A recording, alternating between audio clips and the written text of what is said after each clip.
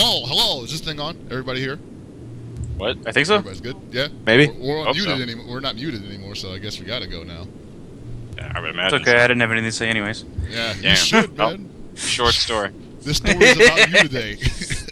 Anyway, wanted to welcome everybody to another episode of Super Desperation Radio, starring myself, Hell Pockets, Gibby Manchest, Paul Super Effects, Mecca MacGyver, Alex Sanchez, Lord Walkman, who we'll be hearing from in length today. Stop! And Stop! Don't hype me up. It's too late, dude. too late, man. You're already salivating to hear this. You were gonna tell us about that Is time this you thing fought on? those Everybody bears here? barehanded. What? I think so. Everybody's good? Like you Yeah. ripped Well, their hands off them and muted. smacked We're them not with muted it. anymore, so I guess You I got gotta me. go now. I was gonna make that joke, but I would it's imagine. okay. I didn't Why have do we anything feel on to the say same anyway. You're both raging Anyway. idiots. Yeah, probably. And And you were saying? we have Kelly. a new member who I haven't gotten to introduce yet. Is she official? Like, I don't know. Yeah. Yeah. She's official. Yeah. We have Kun, Kelly. Kelly, you here? Wait, hold Kelly's on. here. I gotta ask. Why did you pronounce it that way? What? Like, do it Aye. again. Is that the sound it makes? I don't know. That's how it's Alex, spelled. Aren't you both invented it, Nihonjin? huh? Kun. I don't I know. like how she doesn't even know, and it's her own damn name. It's Yiken. It's pronounced Yiken. The Yeah. A is silent. Oh, it's A. Yiken? Hey, Kun. See, I actually like that. I've just been reading it. We're gonna call you A. Yiken from now on. I've been changing it like yearly, just because I can't decide. I don't know. It's like after you just look at It's not like I ever say it out loud. It's not like it's how I introduce myself. Oh, hello. I'm a Yiken. Hello.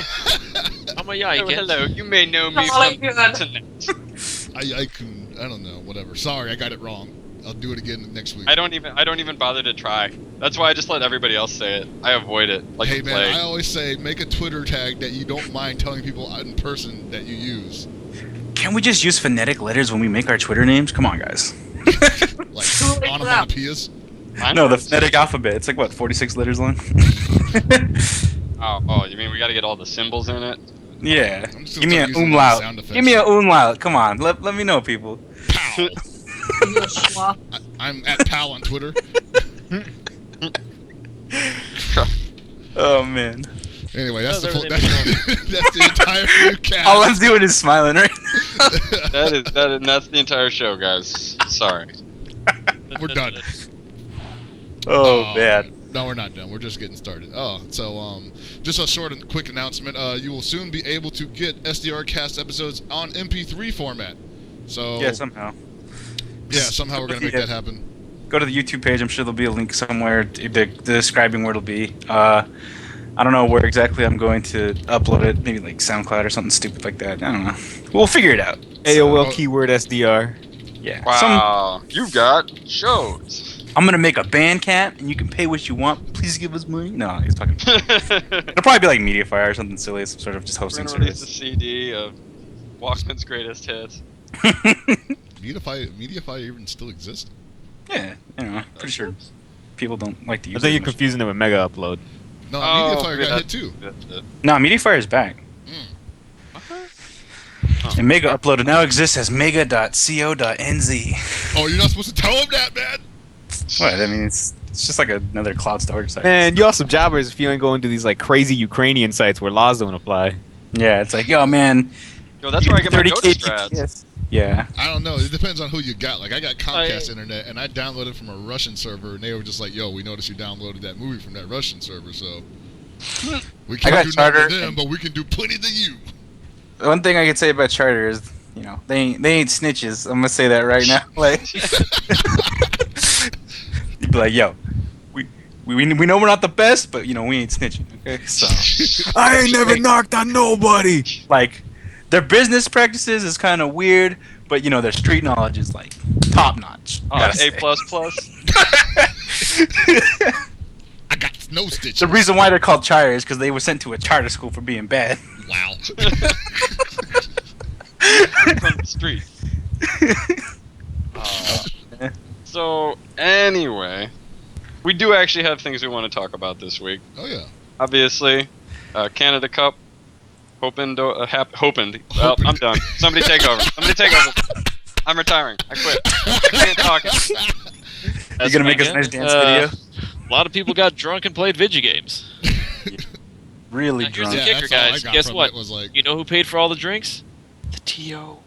the T.O.? Well, yeah, he's making like 30 trillion. Like he should be able to give back, you know. Oh, yeah, you know, he made $30K a minute.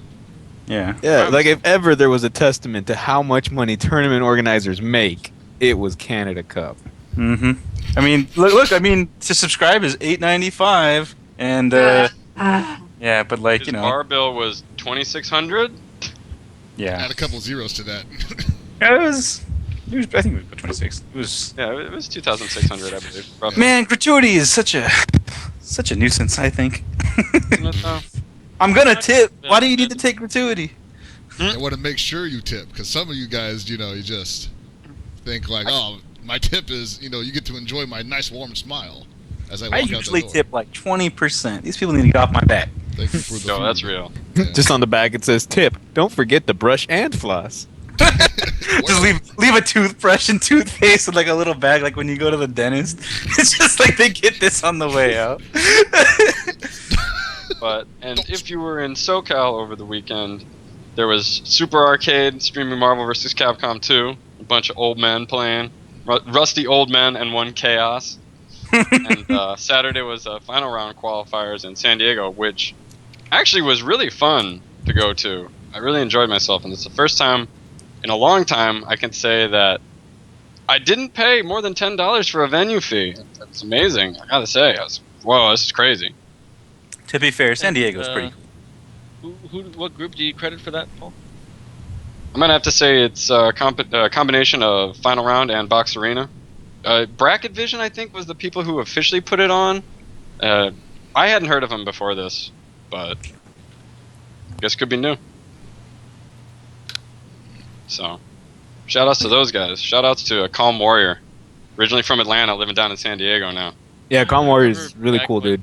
I remember back when Com Warrior used to do tournaments in Florida. God damn, like I met him at E3 back in 05, I think. I was supposed to go to a Florida tournament and beat the crap out of people, and that didn't happen because I sucked, and Com Warrior ended up moving. I didn't know he moved to San Diego until like a couple years ago. Yeah, I didn't even realize it. So, Eh. He's a really good guy. I like him. If you said he sucks, eh. Okay, I did. If she said it, then must be true, I think. Oh, fact. I thought you were her manager. Oh yeah, that's true. Damn it. Also, we have Persona 4U2. Got a yeah, new load it's test interesting. over the Wait, weekend. Ultimax Persona suplex 4 hold. Bono edition? Is that what you're trying to say? I think so. Huh. So Got the sick. shiny glasses on and everything. Oh wow. See. I'm looking Not at sure how I photos for feel this about right this. now, actually. It If there actually looks aren't pretty neat. if there aren't actual suplex holds other than just that picture I saw, You're gonna be really disappointed. Yeah, it's gonna be sad. Yeah, it's like everyone could have their own type of suplex. Like, you could have a German, you have a body, have a release, have a pin. It could be any number of things. Like honestly, like you should just be able to do it from an all-out attack. Just like all-out attack, smoke clears. There they are in the suplex hold. Just getting hit by the German, perfect Yeah, bridge and and like everything. maybe they lose like 25 meters or something. I don't know, something. Maybe Get that him with should the. Maybe that should be like, you know, the win-lose anime or like portrait. Like whoever wins is getting like doing the suplexing, and then doing the win quote. I hope somebody yeah. gets like the superplex, where it's Yeah. off the top rope. Yo, man, that one's dangerous. You gotta be careful. That's all about Barry the Windham off the just top rope finishing up the brainbuster. superplex. What are they bringing different to this version of the game, or is it just going to be extra? Well, obviously, characters? there's 3 new characters, and there's actually a lot of different changes. Yeah. Basically, there's a whole EX character, which is Shadow Mode. Mhm. You can't burst, but you get Shadow Rage, which is kind of like X Factor in a way. Well, it's different because it doesn't just give you a damage boost. It doesn't give you a damage boost. It gives you like, what is it, like unlimited meter for a while? Yeah, it's some people are comparing it to Overdrive and Blaze Blue. I think that's a more apt comparison because X Factor brings a lot of stupid. Yeah. Because it's like, oh, fucking Pop X Factor, Virgil level 3, I can put this on a shirt. You get that. Like, oh man, I was playing the game, and then I was losing, and while I should lose in this situation, I'm now going to win. It's like, well, that's not cool. Yeah. And then another introduction to Persona is we're gonna have guard cancel rolls at KOF. So that'll help a lot in terms. That'll happen a lot in terms of people complained a lot about offense in Persona where it just locked you down for a good 20 seconds with certain characters, and it was hard to get out. It was hard to continually block because you didn't get anything for blocking. You just got out. So now people have the option to try to escape. Also, the Persona card system's different, right? Everyone has variable amounts. Yeah, everybody has different amounts. Yeah, it's no longer the standard 4 cards for everybody. So it can go anywhere from, I think, like 2 cards for Akihiko. Yeah, up like to 6 or 7. I think. 6 or 7 for Liz, who had the most, if I remember right. Yeah, but the thing is what about the shadow forms? Are they standard or are they also different? See, I don't know. I think some people were mentioning that it's kind of like the slash and bust system from the Samurai Shodown series. Mm-hmm. Because not only do you have the different mode where shadow characters can't go into awakening at low health, but they have shadow rage where they have the different meter usage, but they also have different moves, it seems, for some characters. Yeah. So Yeah, and also shadow, just, like, more moves in general. yeah, like shadow characters can just be different altogether. Yeah, because the shadow versions of all the characters apparently have their old AAA combo from Persona 4, and then the new non-shadow versions, actually a lot of them have new can combo animations. So it's interesting. Some of them look really tight. See more info. Yeah. Because they have the new Akihiko auto combo where he does like the full Dragon Ball Z animation where he like punches you upwards and then downwards and then upwards again and charges a spirit bomb or something. Just had the sound effects of the teleport, just flying around. Touches his forehead for a split second.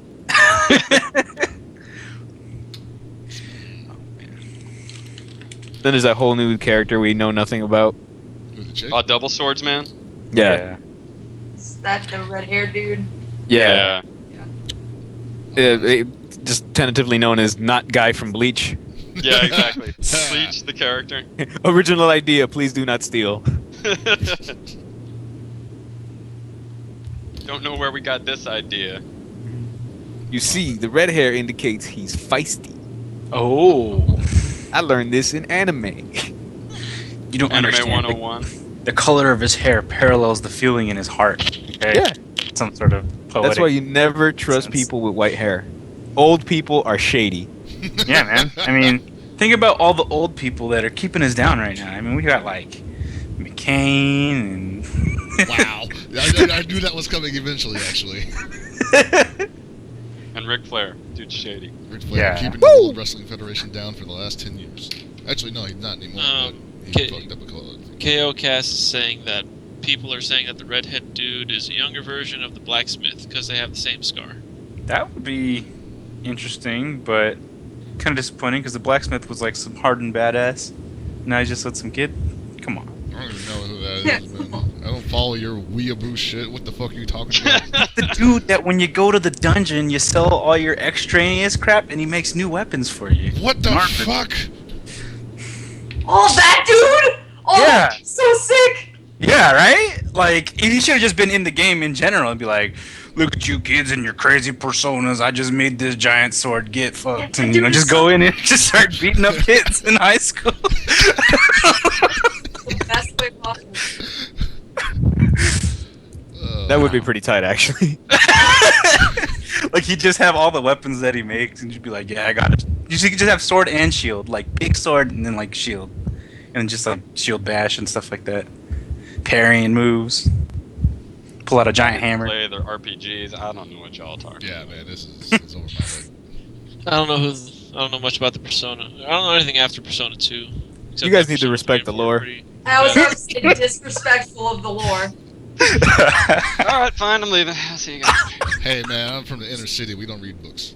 I'm gonna go play Dota, I guess. You know, this dude Chris trying to tell us he don't read books, when I swear this guy probably has like all Naruto volumes in his pocket while he goes on the fucking BART I system. just look at the pictures, motherfucker. I don't read. You're probably one of the people who's like, man, Shippuden's so tight. I love filler. My name's Chris. I'm the biggest idiot ever.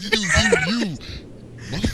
Hey man, those aren't books. Those are graphic novels. Okay. Oh, Yeah, when you look at the pictures. No, no, we are not doing this. They make me feel euphoric. What? Hey, and for the record, some filler has been kind of tight. Not Let's for continue. Naruto, but Well, good night, everybody. sometimes filler can be okay. The only No. good filler was like No. the DBZ episode where they tried to get driver's licenses. That was so sick. Oh my god. Technically, every movie was filler. So yeah, I mean, honestly, what we've seen for Persona, the new one, is pretty cool, but it's gonna come out fairly quickly here, isn't it? Like I heard. And before the end of 2013. Yeah, that's really crazy, and that's just for arcade release, though, right? Like, or do they mean Yeah, console? obviously they haven't even discussed console. What console? When? Why? Where? What are consoles? What is a console? And we don't mean that in like a physical sense, but in like a metaphysical, like, are these things even real? If it comes out next What year, makes a probably like, console? suddenly this is PS4 worthy. Is the Steam Machine a console? Who knows? I want Gabe that so Newell. bad, please. We technically we can't talk about that yet. We can't. Nah, I mean, we don't have any information on it. exactly. It's just a tiny computer This is that not a speculatory show. I don't know. We speculate a lot. Shut up. I'm gonna speculate on how much I want it. You know what I want to speculate on? I want to speculate on how much fun or lack of fun Evo is going to be this year, being at the Las Vegas Hilton, if anybody's ever been there. I actually checked it out on Yelp a couple days ago, and I gotta say, the reviews for it have not been very stellar. Really? Yeah. Why are you reading people's reviews of anything on Yelp? Yeah, it's like, I'll let you know when I actually stay here. Got a reservation. I didn't get the room I wanted, so 1 star. Very Star bad. for not being able to get the fucking penthouse suite. I told them I was getting married even though I wasn't, and they didn't upgrade me to anything. Well, I tend not to read any reviews online ever because I'm like, is this guy even for real, or is he getting paid off by the company, or did this dude even stay Was he here? a shill? You guys know wanna it's talk just about angry shit? white people. No, dude, I What? found the coolest shill one time. I was it was actually in the beta of Final Fantasy 14. Mhm. And there was definitely some dude in an area who was just like standing around shouting, and he was like, I can't wait to buy this game as soon as it releases on, and then like whatever date. Like, I'm so excited with this fantastic gameplay, amazing music, and of course the famous Final Fantasy story. And I was like, I can't deal with this. This guy has got to be like a bot or paid for by the company to like be like, oh boy, you know, the guy that's in the crowd. I can't wait to get the iPhone 6. This thing's gonna be dope. That dude was just vomiting up Square Enix's money like right in front of me. I was just like, oh, oh god. The best part about it is that you'll get people like that, and they aren't even on the payroll. Like they're legitimately just like going out of their way. He's just really enthusiastic. That's how they spend Yeah. their days, man. Sometimes they just like to speak like, you know, they're reading a script. Yeah. Your Nintendo, Sony, or Xbox Defense Force? Yeah, exactly. Let me tell you something about Sony's numbers, like that nobody has access to. Yeah, are they gonna have they stopped doing that at E3? Like pulling up the numbers? Like don't think I noticed it this year. Be like, oh, PlayStation 3 is the largest. A way of talking about how many bits are in the. Oh, this is a 64-bit. Yeah. Man, did we just stop counting bits altogether? Like, what happened with that? It's like, yo, Yeah, how many bits are we on now? Yo, this PS2, it's just like, you thought 64 was a lot. What if we tell you it's 256? That's 2 times 2 of 64. I don't even know how many bits this Xbox 360 is. For all I know, I might have gotten gypped. Yeah, we technically are working with the same amount of like graphical power that we were working with a year or the last generation. In fact, I'm pretty sure we are. I'm pretty sure this isn't that much of an improvement. Not enough to warrant another $300, $400, but you know. This is 258-bit. We can now have another character on the screen. That being said, I'm pretty sure everything right now is only 64-bit. Yeah. It all Like, looks like legit- Mario 64 to me. Yeah, it's all just jagged, and you got the 2D trees. It's They're all not flat. about the amount of polygons; it's about how you use them. If we're talking about fun in bits, most of this shit now is 8-bit to me tops. Ooh, Ooh, I wouldn't spend 2 bits on this. Damn. I get a shave and a haircut for that much. That's true. So anyway, now that we've derailed, the cars have exploded, and I think a bridge blew up somewhere in the background. What we did want to talk about is Under Night. oh Because yes. we have Walkman and we have Sanchez here, 2 people who've been following this game for a while. We just kind of wanted to talk a little bit more about the game, the system, French bread, Yeah. and that sort of thing. It's been a long time coming. This topic was supposed to be on 2 weeks ago. And unfortunately, I am not knowledgeable enough in the game outside of liking pretty colors on the characters. So No, the colors in this game are so tight. some of them are. Some of them for Carmine, the new ones are not that great. Like I've been kind of going off about this all day, but the fucking mustard colored Carmine, where he drops the urine puddles, that's not cool. Wait. Are they actually yellow? Yeah, they're like bright That's yellow. dope as hell, dude. Like, Yeah, that sounds cool, honestly. It's fucking gross. do you have I mean, any idea how fun would it be to fight somebody and be like, "Oh, I'm hitting you with my pee-pee crystals. That means I got stones in my whiz." Like, I mean, Uh, it doesn't even have to be that bad. It could be like, oh man, if it's maybe a little golden, it's like, oh, check out my clover honey that I'm hitting you with or something. I don't know. I mean, that's stuff that coagulates. I mean, yeah, everyone's gonna assume urine is first, but if you actually somehow get a perfect with Carmine, you say you peed on All I him. can say is that Carmine does not drink a lot of water. you have to drink a lot of water, man. Take it from somebody that's been there. That shit hurts. Yeah. Well, whenever he does that stuff, like it takes something off his health bar, he's all like, it burns when I use my fucking moves. A bird So- agrees. The thing about, let's just start this off in the more general sense. So, Under Night In-Birth has been a fighting game by French Bread, the creators of Melty Blood, that's been in the arcades for about a year now, I'd say. Recently, there was an update to the game, Exe Late, I don't know, probably X Late, Latte. I'm assuming. Yeah. Latte, yeah, okay. But essentially, this new update changes the game to what they actually envision it. Before, people would label it as like a kusoge, or just like, oh, you jumping around, air dashing, doing crazy combos, 7k damage. People get 7K. one touch. Everyone had touch of death, dude. Well, yeah, it got bad. It got really bad, and like, there's a system in the game called the grind grid on the bottom, which is independent from your meter. It's actually more of a momentum-based gauge. It gives you more for the more you attack, and you lose it on if someone defends, and if you're defending, you gain more. But essentially, when you had more, you gain something called, I believe it's Grid Vorpal, and from the Grid Vorpal, you would do more damage. And then from that, you could chain shift, which is essentially a Roman cancel that gives you meter. So you spend it all, and then keep hitting the guy, and then you'd get all the meter back, and you'd just be on the offensive doing more damage and having unlimited meter, and people just touch a death all the time. It was ridiculous. It was not good. It was stupid. It's a Roman cancel that gives you meter. Yeah, I didn't bother with it at all, really. Like, I looked at it, every now and again and be like, yeah, this game still sounds really wacky, and I don't feel like it. But with the newest one, it is a much better game, I'd have to say. Like, everything I've seen about it, all the changes that they said, all the things that they were trying to target, they seem to have hit so far, and showing this much interest into their game, it's really nice to see more fighting game devs really do this. So the thing about the game is, before, yeah, it was like your super crazy combos. Now it's actually way more about footsies, controlling space, using your strong normals, and giving people more opportunities. Most BMBs are usually around the 3,000 damage meter. Everybody has about like 10,000. It's variable depending on what character you are. So let's just say that's the average baseline.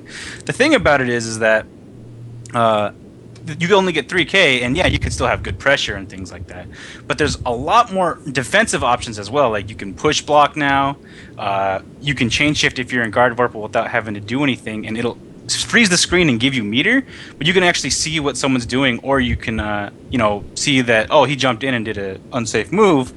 You chain shift, and then you can hit it with an invincible move. You can block. You figure out what you want to do. So it just has that you don't get one touched and you're done. And it's like, oh man, I love HD mode. This is the greatest King of Fighters ever. Whatever. It's actually about, I gotta play smart. I gotta apply my pressure. But the best combo I've honestly seen is maybe about 4.5k, and that's still less than half your health and with tons of meter. Yeah, I Tons of think meter. there's one for Carmine that breaks half or does 5k, but that's like with super optimal opener and a meter dump. Like you take all your resources and just throw I them think in one And basket. then at the end, they just weren't blocking anyway. Yeah. Yeah. The X's gauge, which is your meter, is like, it maxes out at 200. I'm pretty sure this dude did a move, got meter, did veil off, which is like heat in Melty Blood, where you have a time period of your health is regenerating, and you have extra meter usage as it drains. So essentially, he was doing like 300 meter and Roman cancel in a combo, and still only got about half health. And this is a character who has lots of things to be high damaging. So it's a lot better in that sense. You have to have an optimal starter as well, because what they changed about this game is that your combos do damage based on which normal you start with. So you could see as he's doing combos, underneath the hit gauge, you see how the bar keeps shrinking? That's actually the hit stun. When it's golden, they're in a hard knockdown, they can't be picked up or anything like that.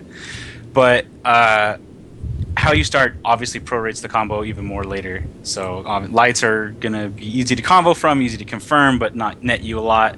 Hitting with some crazy unsafe move like only off of a punish is going to get you like the 3.5k BNBs without any meter. It's just really, really cool how they decided to change it. Yeah, there's a lot of movement options for the characters as well. Like Merkava, the Super 12, as I like to call him. So he has a hover. He has like a Jetta air dash. He has a lot of wacky movement on the ground. Like he has like 12's walk as a run, or as a really quick dash. Yeah. And that's unique to him. And then you have characters like Seth, or just this like rushdown ninja guy who has like wacky teleports, angled dives, and being a character that's just based on rushdown, his normals seem really small compared to some of the other casts that have like huge third of the screen or 3/4 of the screen like sweeping normals. But the fact that he can move around them and maneuver such, or create these little orbs, like really make for interesting play designs. Like decision making is way better now in this game, as opposed to like, oh, I hit you with a short, this now goes into a 200 health combo. Like you've died twice. You're gonna wish you would have never got hit in the first place. Yeah, definitely looks like, I would say the best thing about, it's your favorite super. The wiggly arms. Yeah, dude, Wiggly Arms is the tightest. Oh, hit him with the 12 wiggly arms? Yeah. Man. Look at Wiggly Arms. Like, this is the coolest character ever to me. You have no idea how much I love this character. Honestly, when they designed that character, I think they seriously we love the idea of 12, but let's make a good version of him. And believe me, he's really good. It's like, what if 12 was threatening and actually did damage? Oh my God. man. Dude, I'm watching this video and I'm just looking like, man, they really neutered Seth. I mean, not that, Wow. Well, Seth was really dumb because he was one of those characters that was like a huge example of touch of death. Yeah. And as he stands now, he doesn't have that sort of touch of death kind of thing, but he's probably more in line with what his original design seems to be, where he has really good short combos that put you in a situation where he puts those like homing orbs on you, and then it gets him free pressure when you wake up, because you have to deal with both his mix-up, which could be high-low throw, or the orb as a cross-up. Right. And that was something that they incorporated into the original game anyway, but he just got so much more damage every time he mixed you up. So it was like, you block wrong 2 times and you're dead. Whereas in this case, you have to like block wrong like 16 times before you're in trouble. The thing about it too is that I think that, I'm not sure if it's all versions of the orb, but when he puts it down, when you get hit, I think it does a really long amount of hits done. Like, Yeah, it's like a freeze almost. Yeah, you get to practically do what you want. It holds them there for like half a second. Yeah, so it's a really threatening option on your wake up. You don't want to mess around with orb coming at you. You basically have to respect him. Right. Then you have this character. Oh man, the fucking, Batista? Yeah. the princess. Yeah, she's Laser kinda princess? Like, she's kind of like your Mew style character. She can set down like the little traps when fires lasers. When the lasers go through it, Wow, what the fuck? The gems pop. some swords. And then, of course, if you want more of like your new style character, there's a character named Hilda who I feel is pretty crazy early game, early in the balance of this game. But I feel that as time goes on, will be way more manageable because I see people just making smarter reads about her. But she's just a throw swords character. She wants you at 2/3 of the screen. Just holds you in place. Yeah, she's the fill the screen with crap character. But the thing is that when she gets knocked down, she has like seriously no reversal option except for I think like this sword DP that's pretty big, but the recovery on it is atrocious. So if you throw it out, you might as well just say I gave up. Get up from the machine, walk away, That's think about what you've done. DP is anyway, man. Yeah. And if I'm right, I think she has the lowest health in the game. So if you ever actually do get a good run on her where, she doesn't guess right on wake up or you just, break her defense really well, she's going to be done really quickly. Yeah, it's like I think it's around like the 8 or 9K range, like probably Yeah. 8.5 or something like that. But yeah, the thing about her is that she just gets dropped once you're inside. Yeah. I assume this is Chris's link, the video feed. Is this the new version or is this the old version? This is the newest version. Okay. Yeah. This is a recent X-Late tournament. Yeah, at NASA, they're not going to space anymore. They're just playing Under Night Inverse. Yeah, this is what NASA does now. Is they just play a. Well, after they got defunded, makes sense. Yeah. They spent the rest of their money on the Under Night Inverse cab. God, I love that Nania arm flail forward maneuver. It reminds me of It also reminds me of what's his face, Chrysalid doing his arm slaps or like Lin, just like throw the arms. Throw them bows. So one of the defensive options they added was there's dead angles or alpha counters now, right? I think it's called guard thrust in this game. Or guard thrust, yeah. Yeah. So that's one of the things that was a big problem before is that if characters got a good run on you, they could just kind of pressure you forever. Because if they're smart about it, they're not going to leave any big gaps. And one of the other things they might have changed, I don't know if this was in the original release. So you see sometimes when people guard, there's like a small shield around them. It's not like parrying where it just negates that move. It makes it so if you bury your guard, it's so kind of like how I believe it's Guilty has shield. faultless defense. Or it's called shield, right? Yeah. Yeah, so if you shield something and you guess right, it gives you some of the grid in your favor. But if you guess wrong, like let's say you shield high and you get hit low, it breaks your grid. So you effectively don't have access to the grid options when that happens. Yeah. But if you're smart and your defense is tight, you can actually earn grid meter for blocking correctly. Yeah. And I think that's important about it is that, so like we said that there's a guard thrust in this game. When you're in grid Vorpal, which if you see in the very center, there's a circle that's spinning around, and once it hits the top, whoever has more grid gets into Vorpal. You can actually spend that rather than any of your X's gauge in order to do a guard thrust. So you can actually just get the grid so you can get a free guard thrust and still maintain your meter, which I thought was cool. So it's like, it's good thing to have, but even if you're on the offensive and get the thing, but they turn it around on you, you can still push them down. But much like an alpha counter, the effectiveness seems to vary from person to person, but they're not worthless because I definitely saw Hilda doing one on a Carmine who was just on top of her, but he hopped and she dropped. It was bad. That was the only option she had more at that point, and it was over. But I mean, we were saying this, but Hilda has been really dominant in these early things. So hopefully that character seems like it'll survive. It's just people have to play a lot smarter. Well, space control characters are always really strong early on because people don't know how to maneuver initially. Yeah. But there's obviously options around it. Like one of the big grappler characters, Waldstein, you would think could have a big problem getting in. But one of the things we theorized is since you can chain shift out of unsafe moves, is you can chain shift out of like a Juggernaut splash that he has that'll hop some of the swords, get him inside his effective range, and then as soon as it gets blocked, you chain shift and then you go to work. Yeah. Or if it hits, you just get a combo off of it. Yeah, either you get a free combo and some meter, or you jump in, get meter, and then since you're at neutral, that's either high, low, or grab because you are a grappler. And if you get a grab, keeps him in the corner. I mean, like he has so many moves now to keep people cornered, which is such a beautiful thing to give a grappler.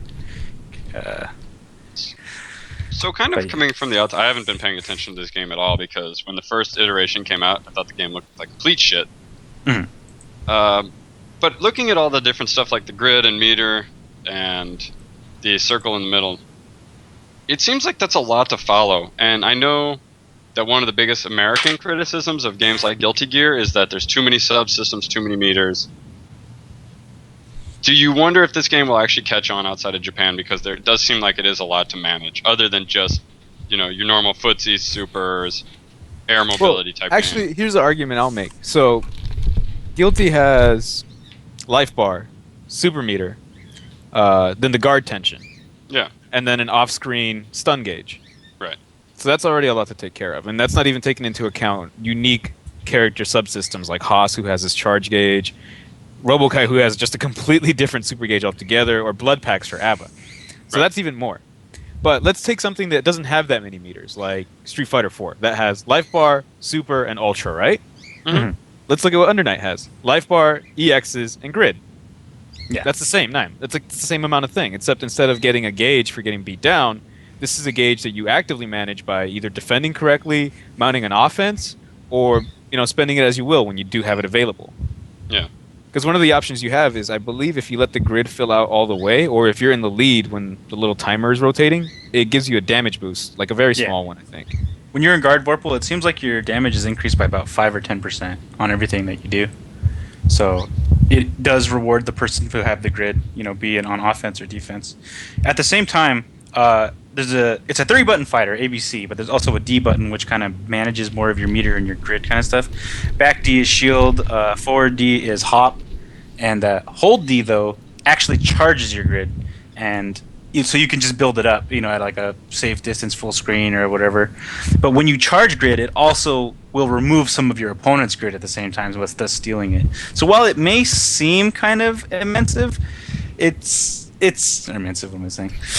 Immense. It's really not that bad from what it seems like. It's like you do have to manage this, but grid kind of flows naturally, because if you're on the offense, you usually don't have to worry about it. If you're on the defense, you're going to be focusing on what they're doing, but waiting until you can get grid, so you can either chain shift to get to freeze the screen a bit and see what the situation's going on, or if you want to what is it called? Guard thrust, something like that. I said something like that earlier. I don't remember now. It's guard thrust, just alpha counter. Yeah, if you want to throw an alpha counter out, like, it's looking at it, it is an extra meter that's way more active. But the thing is, you don't really have to worry about your X's gauge much, your super meter, because that kind of comes naturally, and you pretty much need it for either damage or like certain situational punishes, depending on how what's going on.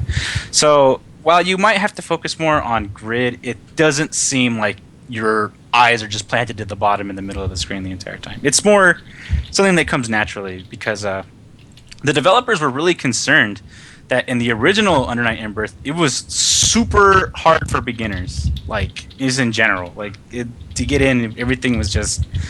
There were tons of subsystems, and the way it just kept rewarding the person on the offensive. The person who's just learning and defending the entire time doesn't know what's going on.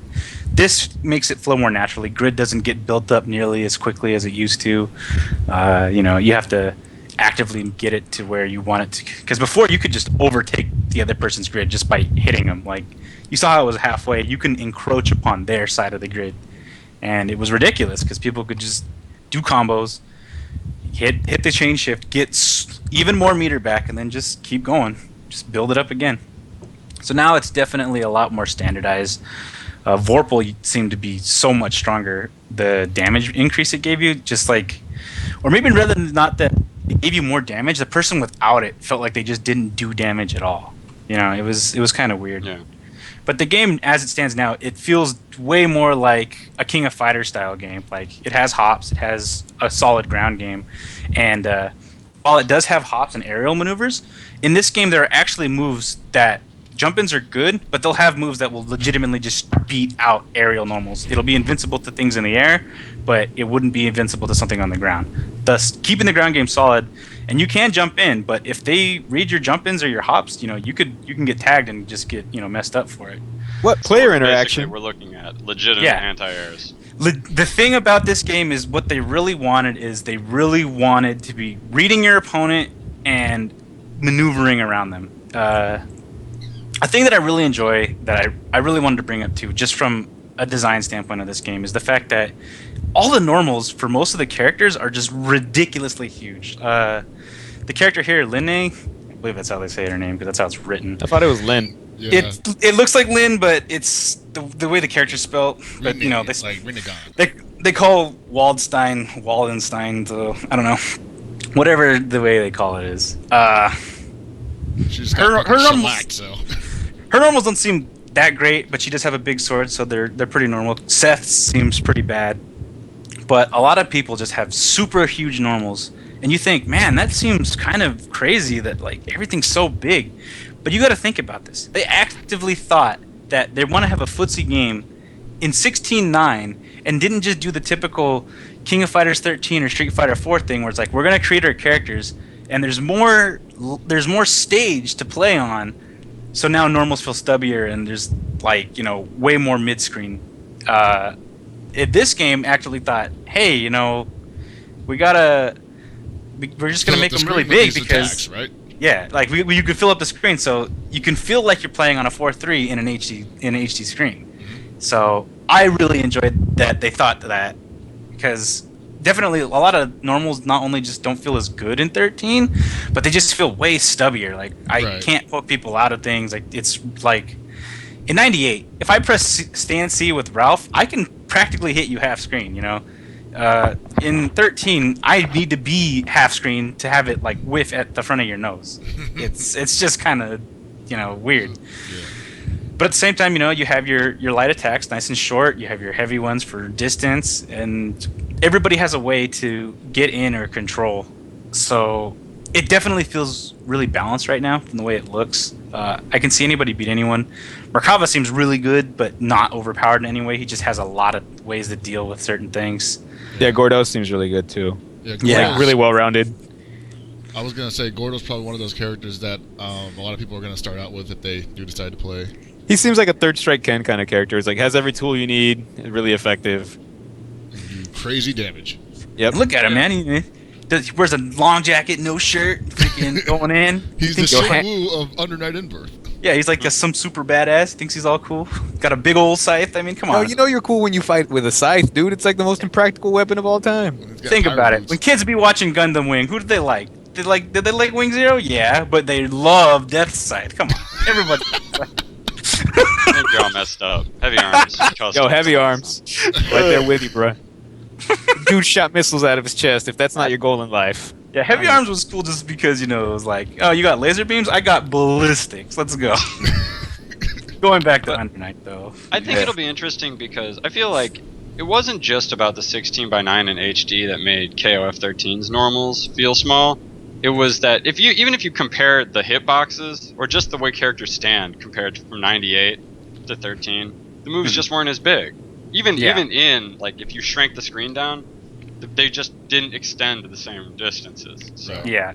At the same time, before King of Fighters had such a more normalized visual style, and that this new one is kind of more unique, that some characters like King and Yuri just like with their weird noodle appendages that are really short, just like they feel like they just can't control what they used to be able to, you know? No, yeah, I definitely agree. So I think it'll be really interesting to play this game, which hopefully we'll be able to at some point. Yeah, They're they're definitely see got how something the- working. Yeah, how the huge normals actually make the game feel when you sit down and play it. yeah. 'Cause it's definitely more about footsies, but then like if you're like Gordo or Hilda throwing out just big normals or whatever full screen against like Merkava, he has his throw on hit full screen like long arm. That shit Yeah, sounds he so has, like, bad. he has aimable full screen Alex headbutt. That Yeah, shit is so more or cheese. less.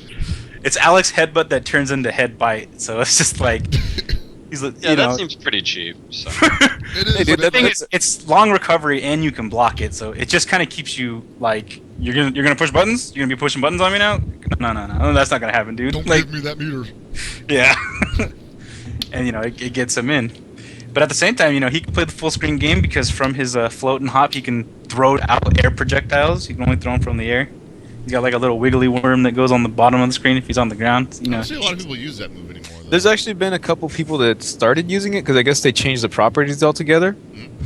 So before it used to be specifically for Oki situations, but since every combo was a touch of death, you never actually did Oki. Yeah, exactly. So I think one of the things they changed is that, if I'm right, it actually has a hit to him planting the wiggly worm in the ground. Oh, So I okay. can't tell if it's an overhead or a low, but there's definitely one where he swings his arm downward to plant the worm, much like Chaos like drops a snake in Yeah. Melty Blood. But it has a hit to that part, and then once they get close to the wiggly worm, it'll come out and try to bite him.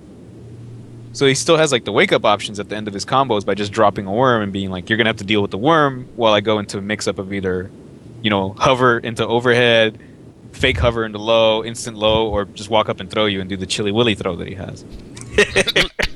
Slamming him in the ground. Dude, that shit's great. He's got that. Did new you even helicopter mention one, too. the fact that they're adding these like characters from other games? So they had Scion, or Elton, I'm she's known in this one, Yeah, from Melty Shion. Blood. Yeah, and now we have Akatsuki. Yes, from Akatsuki BlitzConf. That part has legitimately got me the most excited for this game. Like the game, at first, when it first came out, I was like, whatever. It just kind of looks, I don't know. The new update came out, and I'm like, oh man, this sounds really cool. What they got, and then they said they added Akatsuki from Subtle Styles Akatsuki BlitzConf into the game, and that just won my heart over a million times. Like, I gotta play this character. The cool thing I found out about it was that all the HD sprites were actually drawn by Subtle Style themselves, so it wasn't even made by French Bread. They have him. They drew him, but they drew him on model for the way it looks in the game, so it looks really cool. The only concern I have for him is that his normals seem pretty stubby because of the way he works in his own game. Yeah, it's like he's just like a normal guy in a world of like gigantic metal arm dudes. But you'll actually look like, since this is the computer controlling it, because he's still time released, and this is just going to be like as a boss character. So this footage isn't the best representation of him right now. But even from what the computer does, it seems like all of his normals are either really safe or just really quick. Yeah, Like so, if he gets at his effective range, he just kind of gets to needle death, like just needle you to death. Yeah, like his standing medium is just like a forward toe kick. It does work really well. It kind of reminds me of a longer Q kick, a Q medium kick, and he's got toward moves. And the thing is that he feels like his normals might be stubby, but some of them okay. But he'll probably be more like your Seth or your Linz, where like he's just gonna get in your face. But he also has moves to deal with a lot of things, and he even has his reflector from Akatsuki BlitzConf, which is essentially a command parry. So while there is shield in this game, he can jump in and reflector, and if you threw a move out, he's going to parry you, and he's probably going to punish you for anything that you've done. So it's going to be really interesting to see him when people can actually play him, and he's not just a computer-controlled boss. Also, if you might have noticed right now, he does something that only two characters in this game can do, apparently, is Scion, or Shion can do it, is actually air grab. Because so far, only she has it, and in this clip, we see that the computer is trying to do it. Oh, okay. Well, that's. Yeah. I figured they gave it to Elton because it's the Melty Blood style, like air combo Yeah. into air throw. Yeah, Yeah. that's the multi-blood staple. Because in just a few seconds ago in the clip, he does that kick series, does a chain shift, and then he's in the air because of the kick series, but you see him try to throw. But it whiffed. Yeah, it just whiffs. Okay. I don't very think you can combo into air throws like that. And That would be ridiculous. yeah, if especially if it worked like Melty in this game, if it just gave you hard knockdown and just Oki, like And unscaled damage. Yeah, I mean Shion is doing really well from I've seen in tournaments. One tournament I saw, she won it. Well, she still probably has one of the higher damage outputs in the game. Yeah, and a lot of good tools to keep people in. Especially because they buffed up her gun so that she has a horizontal shot and a ground shot like she used to. And she also has Gears of War active reload for when you do it, you get the bonus damage on the bullets. Yeah, But that's it's a really cool good. feature. So like while her normals may be stubby, she has horizontal gunshot to like control that space. And while it's not full screen, it's pretty huge. So it's like, you get that. If you see something come in, maybe you can chain shift and go behind it. Maybe you can throw out like an EX wire, pull them in. She effectively pulls people into her space with the way she wants to fight you, which is really cool. Akatsuki looks like he just has lots of overheads, launchers, all this kind of crazy stuff, reflectors. So while his normals might not be the longest in the game, he definitely seems like someone who can just still be a threat at any part of the screen. He's got projectiles, he's got anti-airs, he has air dash, then a downward diving punch. So you can probably get some ambiguous cross-ups. Depending on how you change your momentum in the air, you can just jump in and reflect if you're good enough, and just play like Third Strike and just go nuts on these dudes. I'll be that cool guy that plays like parries everything in Third Strike. Yeah, just jump in. See, hit him there with the No punishment though. Oh man, he even had the Nihonjin text in the back. Yeah, man. Yeah. What did that say, Chris? Oh, I missed it. Hold on, let me rewind it. Why are you No, asking but- Chris? Ask Kelly. Yeah, Oh, where's yeah. Kelly at? Yeah. Let me see Look if at I this can clip. find it. What does that say? Let me see if I can find it. Where the fuck was that at? It was like Go a few back seconds ago. Can you not Yeah. pause it? I'm not there you pausing go. it. You know you can Go use back. buttons to Yeah. go back and forth on YouTube, right? Yeah, but it Oh, doesn't Lordy. show it in real time. It just shows like different frames of like shit that was happening. There it is, just right there. It's the beginning. Of it. Just that. It's like that, 4 minutes. So You just like hovered over it, dude. I did. yeah. Yeah, like where the screen goes red. Oh, here we go. All right. All right, so a little bit before that. Yeah, that's his. If you go do right that there, before, right there. There you go. It's actually his level 3 from Akatsuki BlitzConf. I need to plug in my mouse. There you go.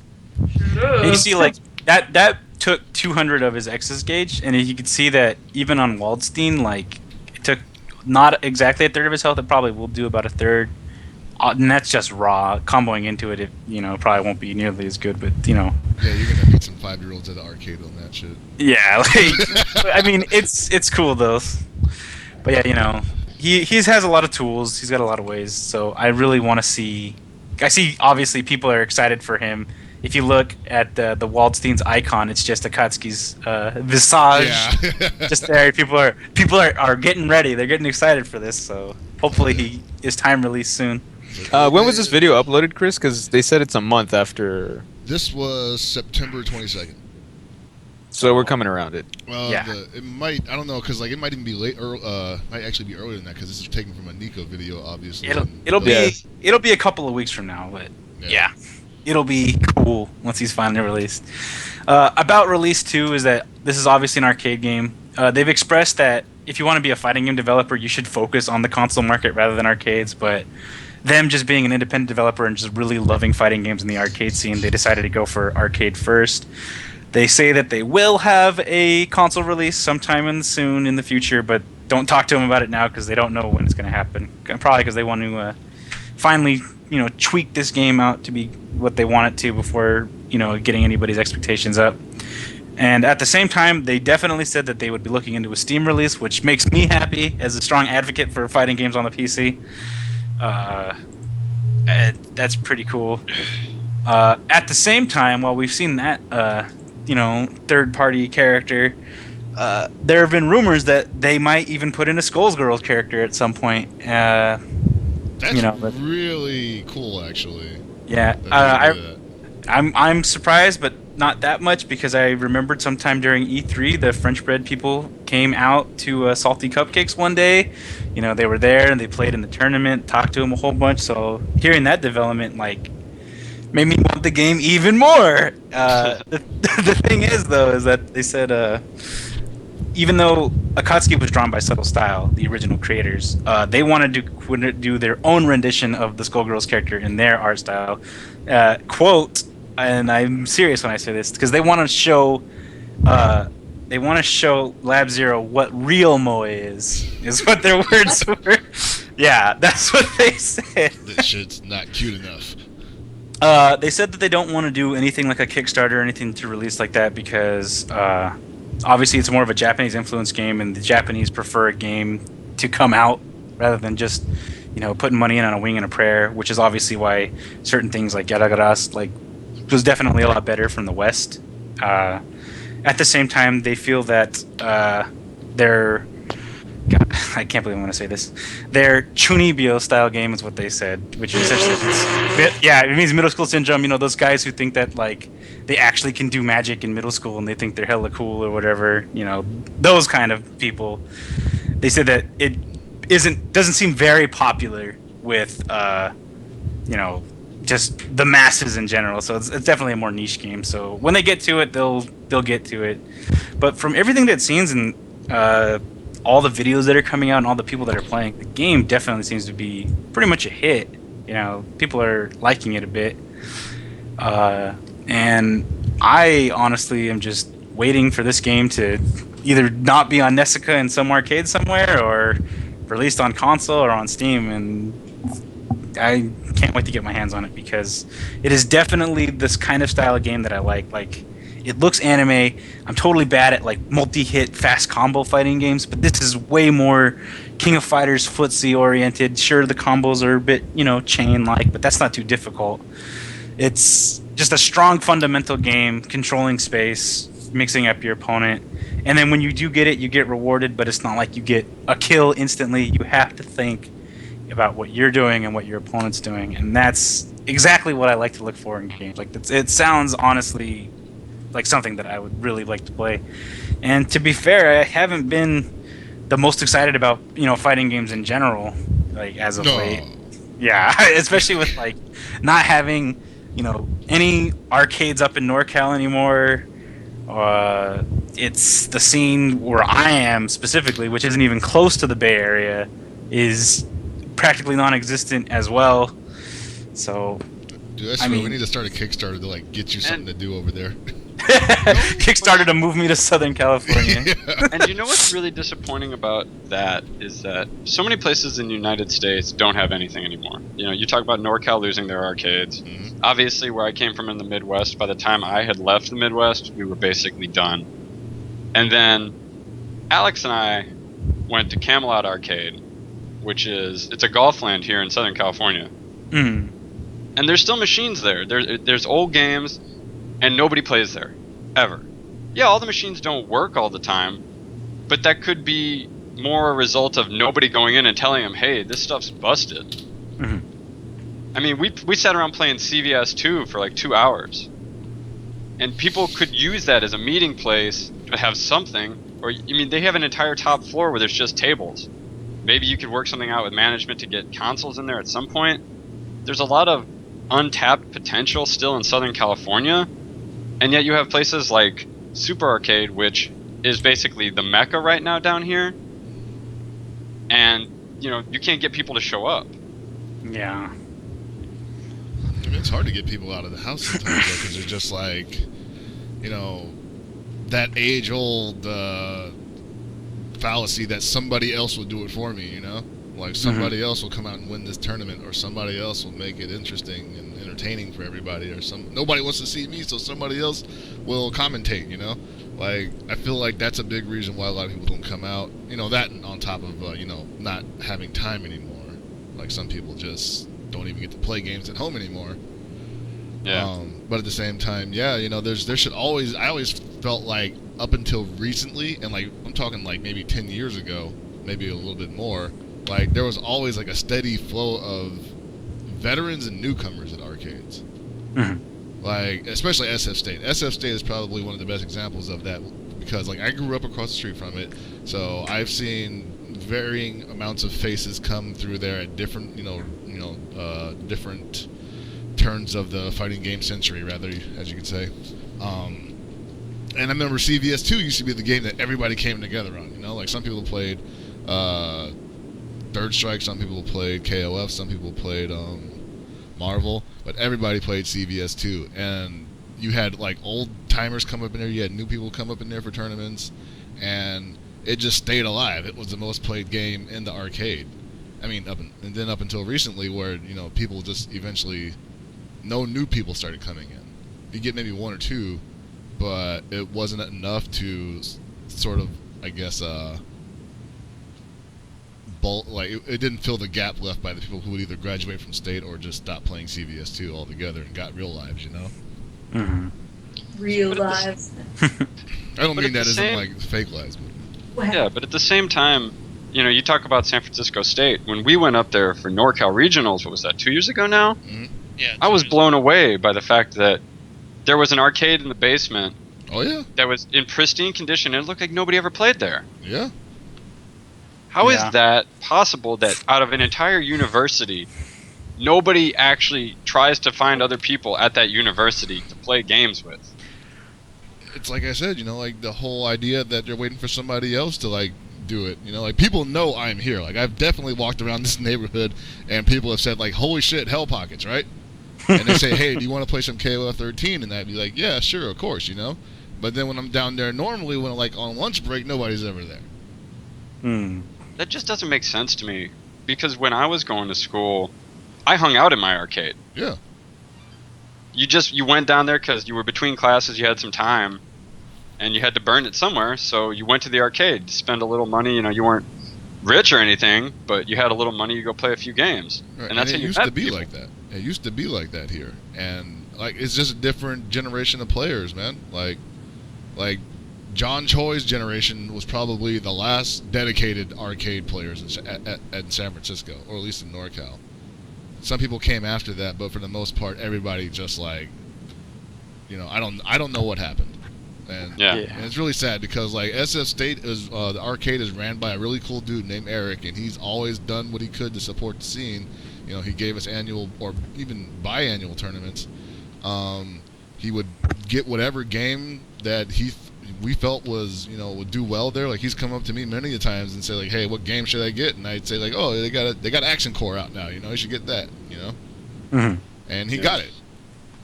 And so like he was pretty much almost single-handedly responsible for building like a lot of like FGC careers, I guess I can say.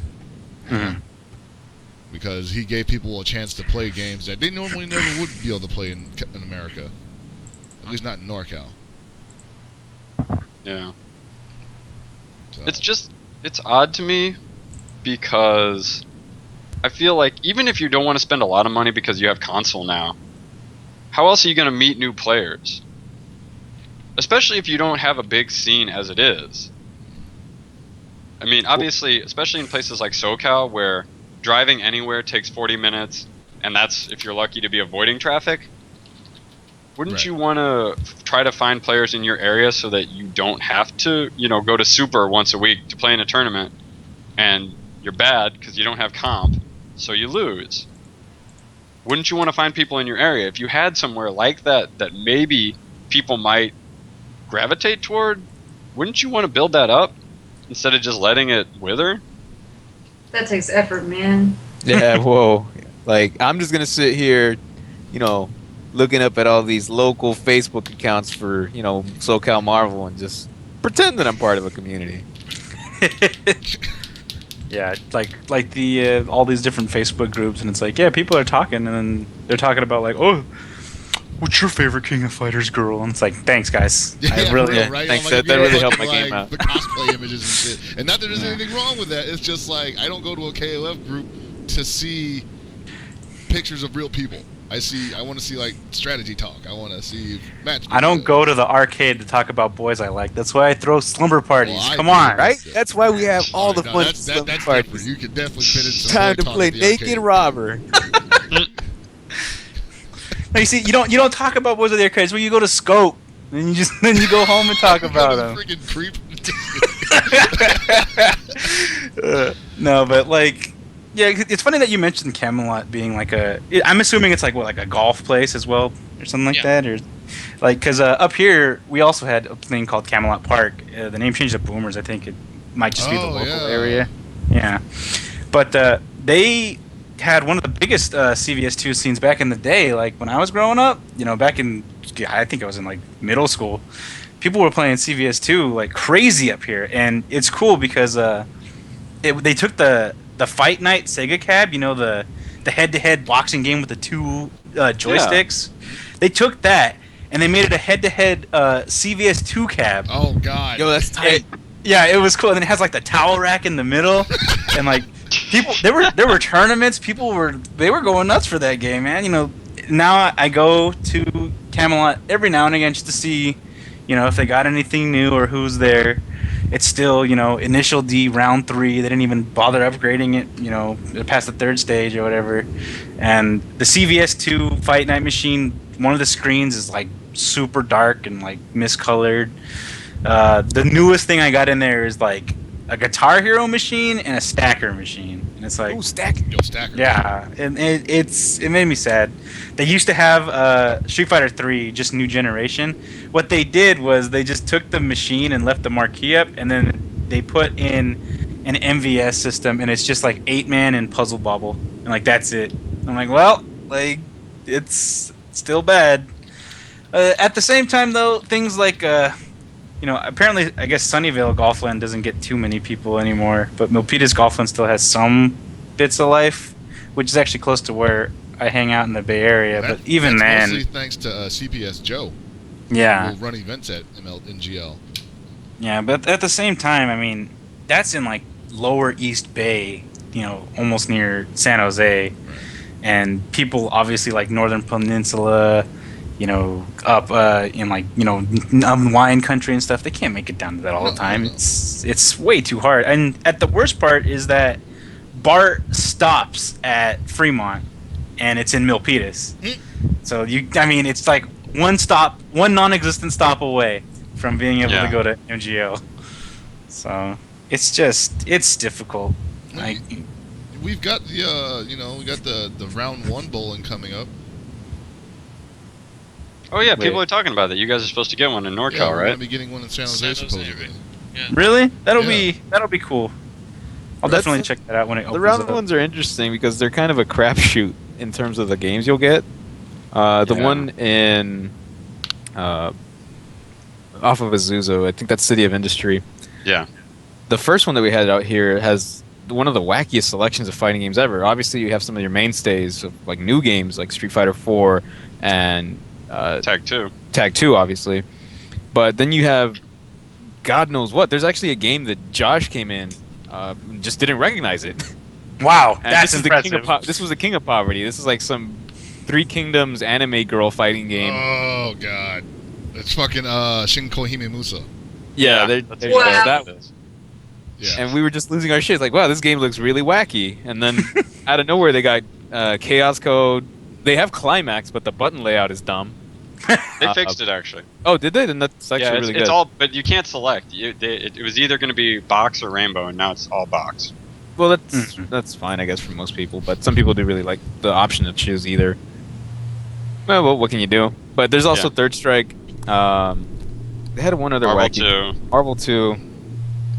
And there was some other one that was just like, why is this here? Was it And then- KOF? No, it wasn't one of the older KOFs. It was just another like weird poverty fighting game. And then the one at Lakewood opened up, and that has, of course, Tag 2, Street Fighter 4. But then that one has HNK, Garou, and I think Blitzkampf. Alpha House. Yeah, As well as Vampire House. Savior and Marvel Superheroes versus Street Fighter. so God knows what that one in NorCal is gonna get. Like you could have, you Dude, probably we're have. getting like the bottom of the fucking warehouse. Like what's Well- in the gutter? It's like, all right, we got Fight Fever. Freaking. Super Bloody Knuckles. Kaiser Knuckle. Just like all these like. Kaiser Knuckles, awesome. If they get that, I'm going. Me, Says the Josh, guy who was Nocturnal, complaining and about Big Mark of the Wolves being Yeah. laggy because it was on an HD screen. Oh, They'll have, Laggy and a dollar a game. No, that was- Fatal that was- Fury 1. They'll just have like whatever. That would be awesome, actually. I haven't played Fatal Yeah. Fury 1 in so many years. The classic Power Wave. Oh, just like a slinky shooting out of the Yeah. ground. Look exactly like the fucking Replican. Yeah. Oh man. So that'll Yeah, be the interesting actual for you The only guys. problem with Lakewood is that everything's on HD screens, so all the old 4x3 games look a bit weird, and then Oh. they're laggy. Yeah. They didn't even get digital signage. Like I guess Dang. not. that sucks. Oh yeah, you also have the Gundam games. Those are pretty popular. So like, Oh yeah. Gundam versus. I think there's even a new Dude, version. you will find those in weird places. Like in the SS Japantown, they have like this little rinky-dink arcade. It's not like I would put arcade in the heaviest quotations possible, as there's like only one cab there, and it's actually the Gundam versus cab. And I think it's like got a head-to-head setup going on there. Everything else there is like candy UFO catchers and whatnot, stacker, fucking knock your girl's teeth out with this fucking bazooka thing. But it has that, and I was like, wow, why does this game like get like nobody's playing it, by the way. it's just sitting there collecting dust. But I was like, man, why does everybody get this fucking game? And But- you could quite easily save a bunch of money and not get it. You can get anything else. But what's funny about this is kind of going back to my original point was our buddy who was with us, Luca, he posted on his Facebook he's like, oh man, playing CVS 2, been the first time in a while. And like 8 more people just posted like, damn, I wish I was there. I wish you had told me. It's like, why don't people leave their houses? Come on. Because it's nice. Look, dude, you have no idea how sick I'm reclining like now. You can't do this in arcades. Like, You can't play anybody at home. well, I Fight gotta pick games one or just the don't other. Work. Look, man, I told you, I'm on this Facebook group right now. Let me open up the page and see who's talking crap about Genesis's Trish. This is how I'm part of a community now. This That's is how it another works. problem, actually. I think it is like a lot of people don't go because they don't think they think they might have missed like the heyday of arcades, where like they won't show up and see like somebody get salty and pop off in the middle of an arcade, And I think part of that's our fault because we always tell people how arcades are fake as fuck these days. But I think one of the reasons is a lot of people are actually intimidated. They'd rather stay home and play online rather than playing people in person. that's also true. Like they don't want to get blown up. Oh, they don't want to be exposed and made salty? Yeah. Stop that. Spend Stop $8.95 in quarters? Stop that.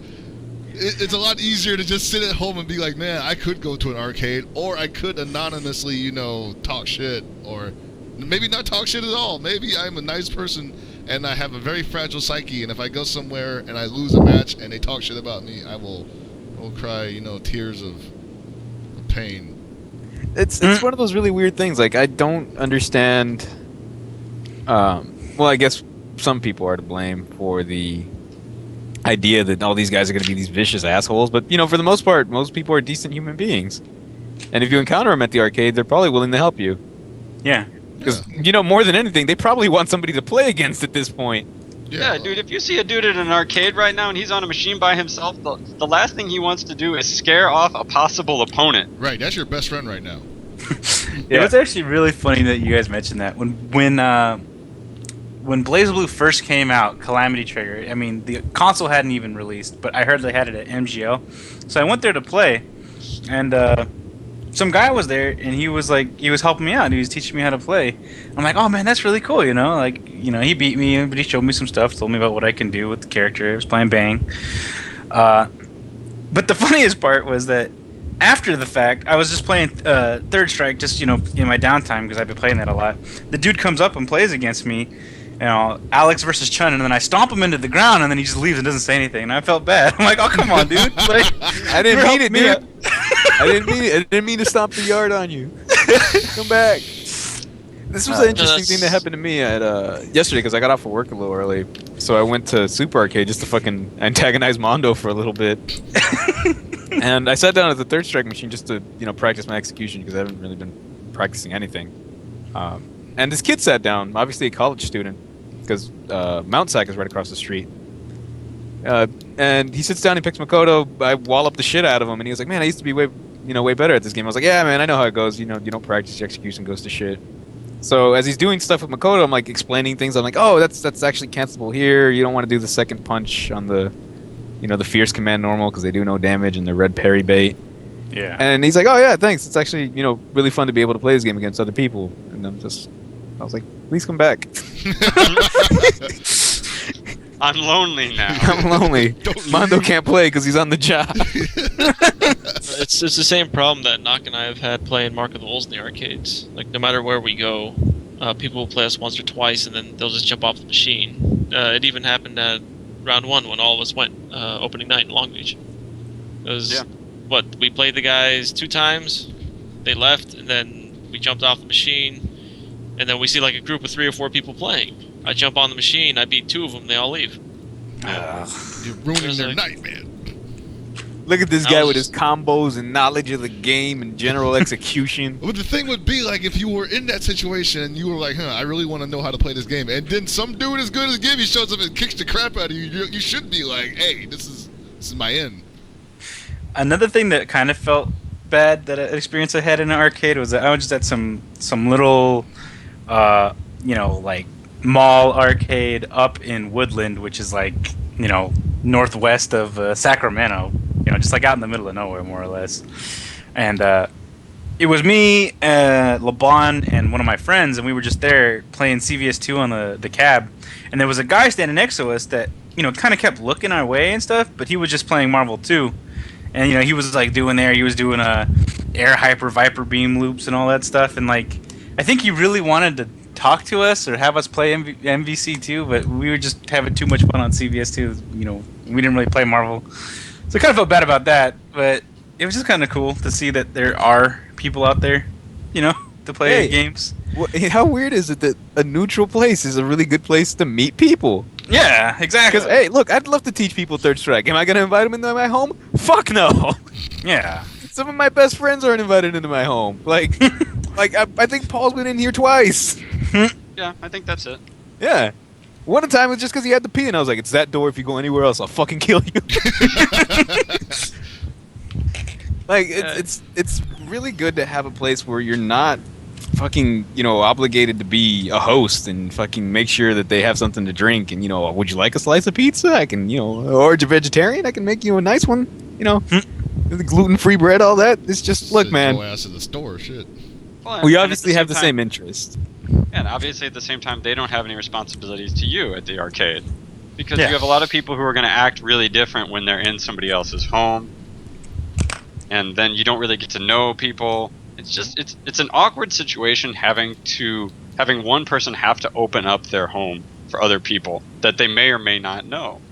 Especially if you're in a room full of people who already do know each other, and you're the odd person out because you're the new person. That's just awkward as hell. Yeah, you don't want to like put somebody in that spot. There's actually an interesting discussion going on in the chat about walloping people at the arcades, especially if they're new. Like the lost art of properly sandbagging. Like taking wins from people, but not making it so Gibby-esque that they never want to touch the game again. Yes. It's not Gibby-esque, it's called grotesque, okay? Yeah, it's just bad. Where it's like, oh man, I'm gonna play Mark of the Wolves. This is a great game. I used to always want to learn it and play it. And hey, this guy's playing Grant. Let me fight him. This stupid guy in the LA Dodgers hat and his silly beard. Let's see how he does. Oh, I just got just defended off a jump in, and I'm being juggled in the corner off this dude's chest, and I'm dead. I thought this game was cool, And but everybody's watching. I thought this game was cool, but apparently it's really imbalanced because this girl in high heels, all she did was kick me in the head and dash forward like 100 times, and I died. What's going on? And the guy's just smiling like a jackass, and he's playing with one hand. What a fucking toolbox! And he keeps telling you to do something about it. What am I supposed to do? Like this goes back to the same thing. That kid I was playing yesterday at Third Strike, like I just practicing execution, so I picked Dudley because he just has a bunch of links and combos and stuff that are really good for practicing execution. So I didn't just go balls out on this guy and be like, I'm just gonna fucking like walk forward, option select, down parry into crushing, medium punch, buffer ducking, then super on hit. And I was just like, I'm just gonna walk around and footsie him.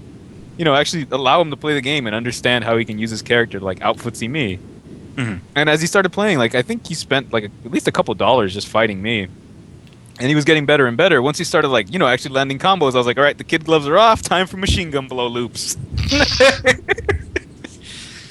Like he actually got hit with like sweep into machine gun blow into sweep into machine gun blow and then like reset into universal overhead super, and he was like, that was a really nice combo. I was like, thank you, thanks.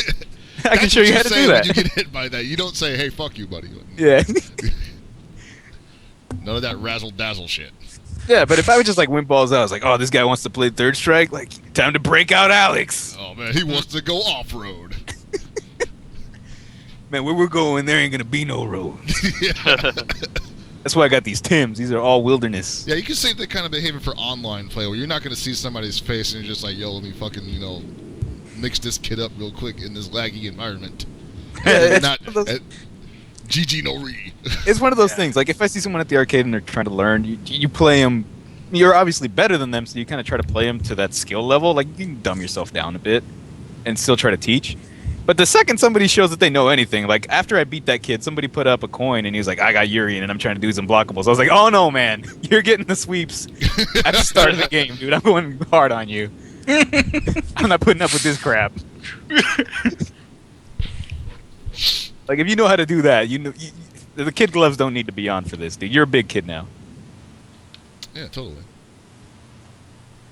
But you don't want to sandbag too much, because I've definitely seen what happens when you kind of get used to playing against a bunch of people that just aren't good. So you, just don't play to your normal level. And then eventually you're like, okay, I think they've learned enough from me. So you try to like go back to where you were. You're like, what the fuck? Oh no! Yeah, now I suck too. That's kind of why I say it's a lost start, because if you sandbag too hard, they just kind of feel like crap. Where it's like, oh, this guy's not even trying, and I suck. And there's different type of personalities. So some people will be like, oh, this guy thinks he's good, and I'll come back and beat the shit out of him. Yeah. And there's some people that are like, oh, I'm just gonna get discouraged. So it's reading people in games entails more than just knowing what they're going to do in the game. It's just kind of have to read their personality as well if you want to keep them around, which is why arcades are great, because you can get to know them in that space as opposed to having them over to your home and find out there's some sort of like serial like farter that never fucking actually owns up to him like ripping ass in your home. And Sorry about that. Yeah, see? This is why people aren't allowed. Never going to be able to use that sofa again, Chris. No, yeah, I exactly know what you mean. Like you sandbag to like keep them interested. Like, oh, I might have a chance of winning. I came close, and then you turn it up as they start getting better, and then you kind of be like, this is you as you are now, but this is who you could be, and then you thrash it and be like, yeah, you could learn how to do that here, Tighten up the graphics on level 3, Everest College. My issue with that is there are people who actually don't learn at all, even if you sandbag. And well, yeah, everyone's different. Plenty of them. Like, I know everyone's different, but I've countered more people who don't learn when you sandbag than people actually do learn. I think it just takes all kinds. I think you have to understand that, yeah, there will be people who don't learn, there will be people who do learn, and people learn differently. Yeah. So. Yeah, because we've definitely run into people who just, you can write a combo out for them on a piece of paper, and they're like, oh, I could do this on the first try.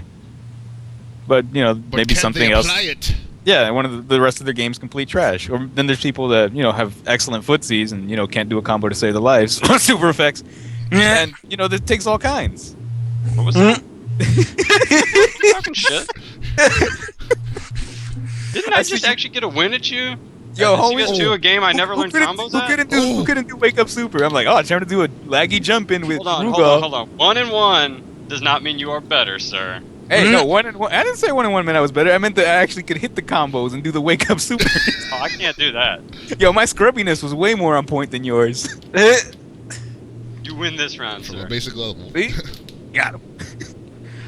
God, that's the level 2 Rugal. Time to explode a character. Oh my god. Well, that's just something that we've never been able to solve that problem, with the whole how to teach people who's going to learn what, I think it's depending on the individual. the new generation is definitely way more hit or miss than it was, because back in the day, a lot of people that seemed to play fighting games were, they were actively seeking out to play because the community was small, so you had more intensity. But now that games are kind of so big and, console and online, definitely more of a casual.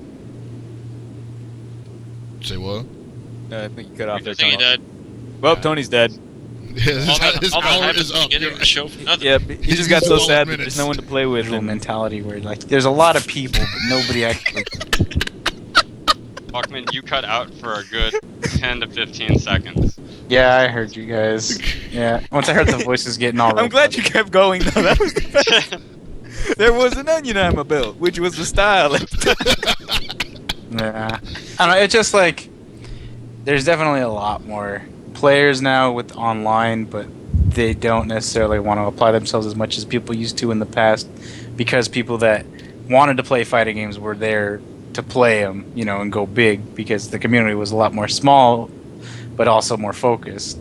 So, Confuses me is that I would have thought with more players, yeah, there would be a lot more casual players or people who didn't want to devote any time, of course, because that always happens as, you expand. You're going to get more of everything. I would have actually thought we would still get more people who'd be willing to venture to the arcades to try to find other people, but it actually feels like that didn't happen at all. I know, right?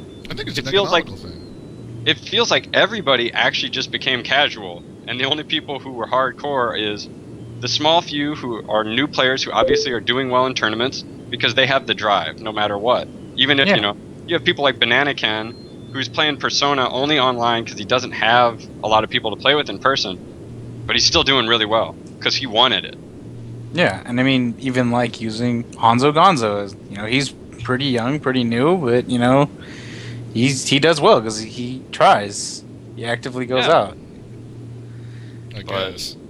But then, Well, as much as he just can. feels I like- mean, other than those people, the really diehard players, it doesn't feel like you still have hardcore players anymore. It doesn't feel like there's that upper mid echelon of guys who just they go to the arcade because they enjoy it and they want to find people, and they're dedicated to playing and they're going to keep playing even if they're not the best player there.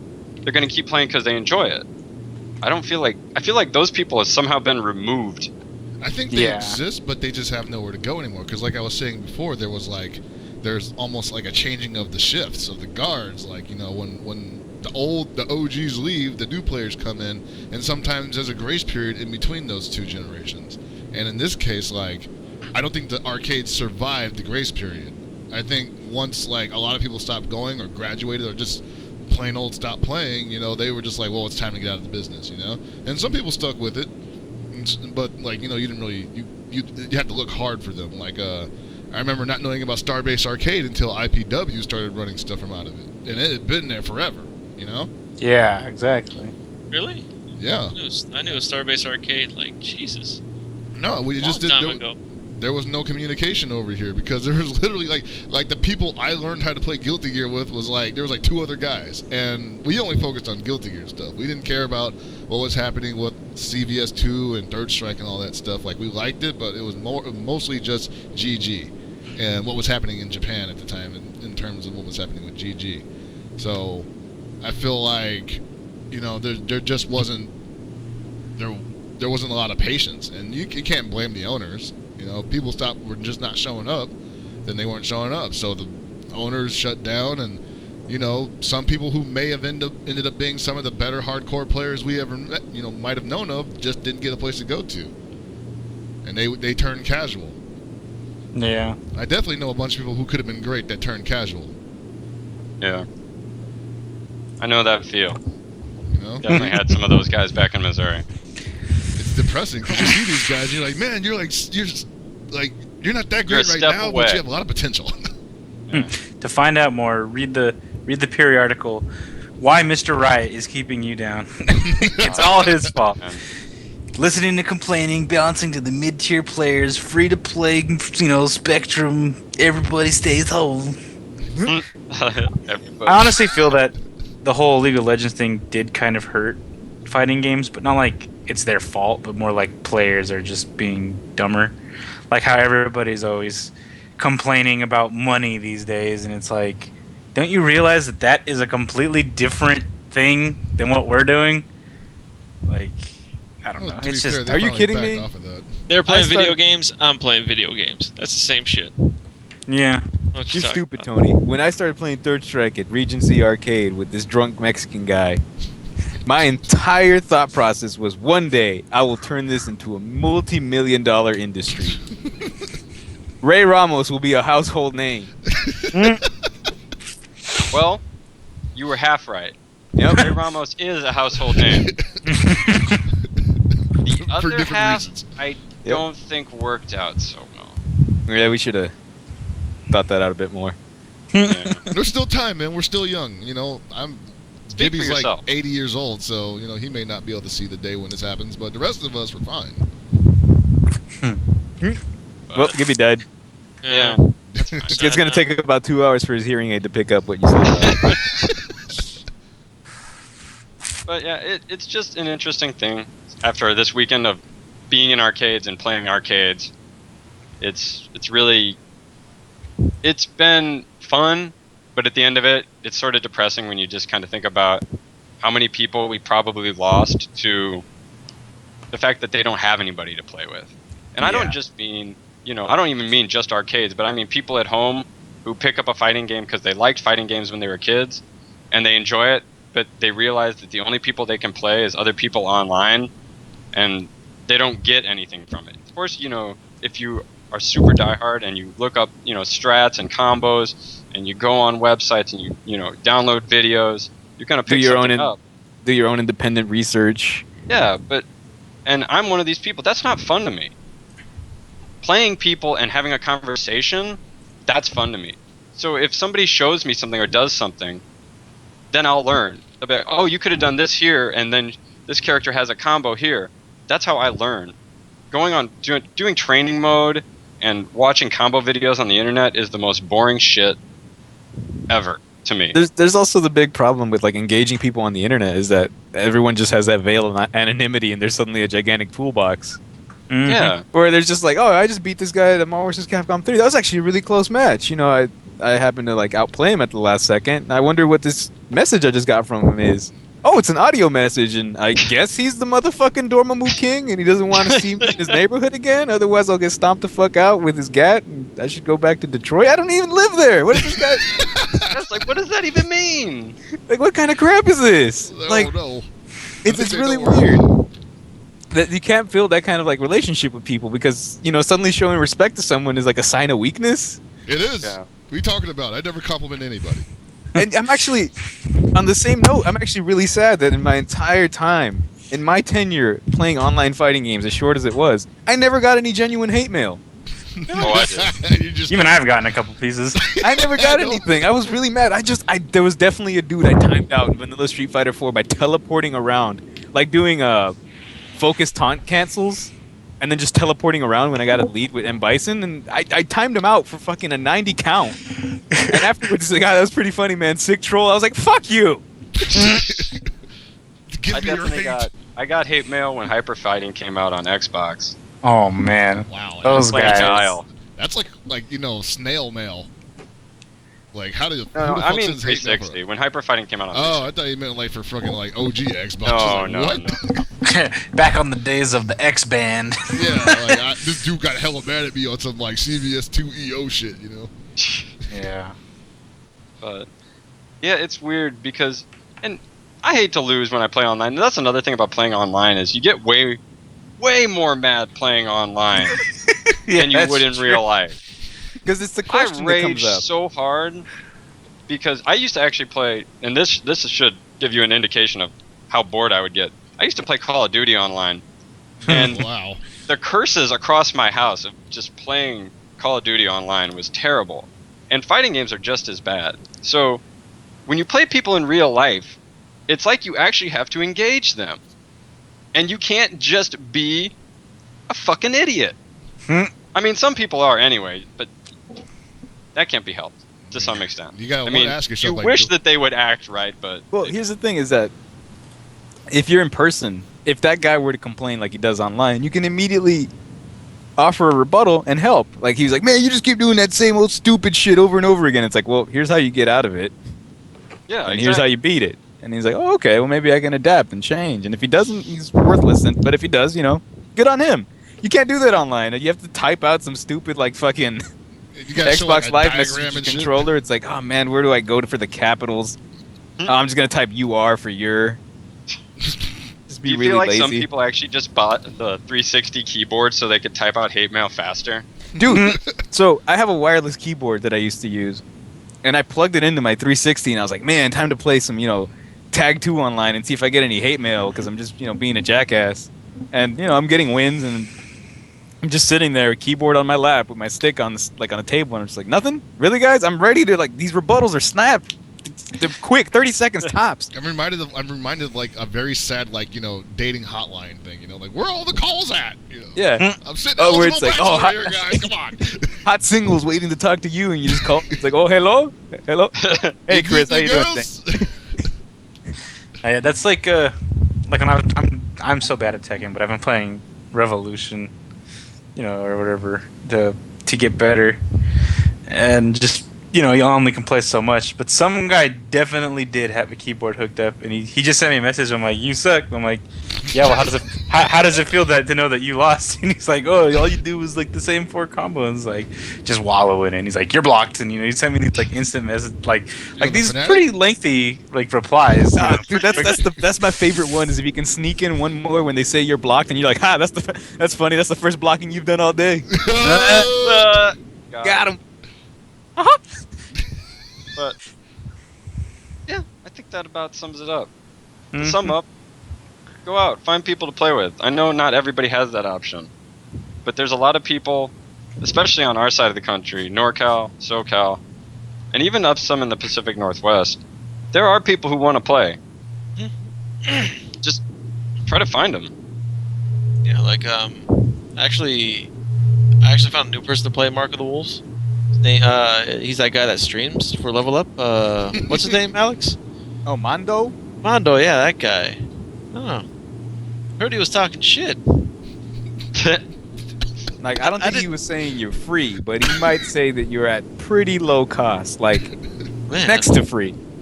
So you mean to tell me I'm in that discount bin where like things are open and half eaten? You're free You with might mail be and rebate. clearance Gibby. Damn, I don't know how I feel about that. But see, I have someone new to play now, and it's gonna be fun. And it's all because I went to an arcade and talked Like- shit. Wouldn't it be great to play this guy? You know, he's saying he can see you in Market Wolves, and have it maybe recorded for Oh, wow. the audience at large to enjoy. Can we actually do that in this day and age? Do we have the technology? We might have the technology. All right? So funny thing. I have this wonderful thing on my desk right here. This Avermedia LGP.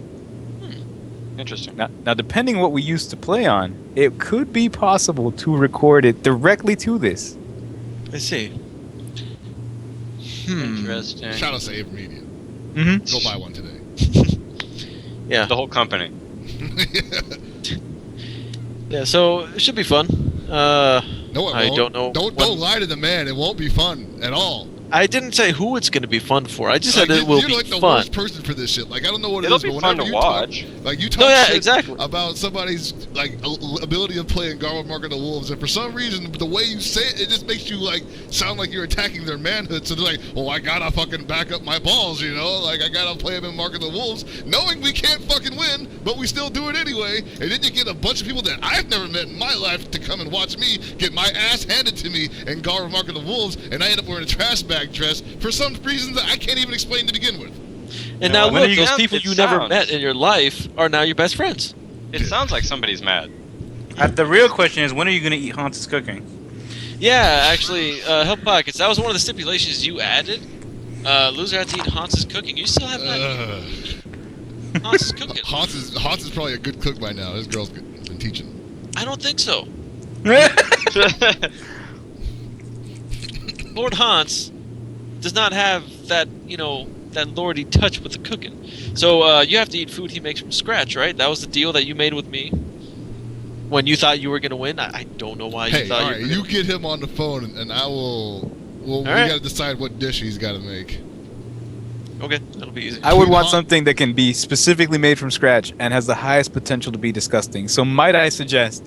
A turd sandwich? What the hell, man? No, I was gonna suggest a turd sandwich. I was gonna suggest it's a really spicy curry. Oh, speaking of spicy, I actually have some hot peppers coming my way. Habanero and ghost peppers, so we might be able to use some of those. Oh my god. Yeah. Oh, that's gonna be rough. Those will keep you regular, Chris. Yeah, it will. It actually will. And for the thing with Mondo, I don't know. I don't know when we're gonna do it. It's been how long has this been going on for? A year now? Too long. Yeah, it's just been about a as long while. as. Yeah, just about as long as the whole Hell Pockets thing. The only difference is Hell Pockets came to the realization that he will not beat me. And I still went out there. Mondo, on the other hand, insists that he was the best in the country at one point. I was like, oh, what? Really? Wow, that sounds familiar, man. Like, is he All right. related to a certain somebody who won't be mentioned? No. Okay. Thankfully not. But he keeps telling me that he'll beat me. I told him watch my videos, just talk to people about me. And then he's got his hype man. What's that guy's name? He runs an arcade here, Alex.